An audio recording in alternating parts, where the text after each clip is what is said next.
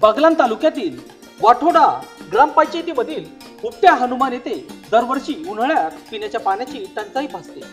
यावर तोडगा काढण्यासाठी येथील ग्रामस्थांनी एकत्र येत पिण्याच्या पाण्यासाठी श्रमदानातून विहीर खोदली। त्यासाठी पाड्यातील 70 ते 80 ग्रामस्थ एकत्र आले होते। बागलाण तालुक्यातील वाठोडा ग्रामपंचायतीमधील अनेक पाड्यांना मे अखेर पाण्याची समस्या जाणवते, कारण डोंगरदऱ्या टेकड्यावर राहणाऱ्या पाड्यांवर अनेक ठिकाणी पाणी पोचत नाही, विहिरी तळ गाठतात, बोरिंगला पाणी येत नाही।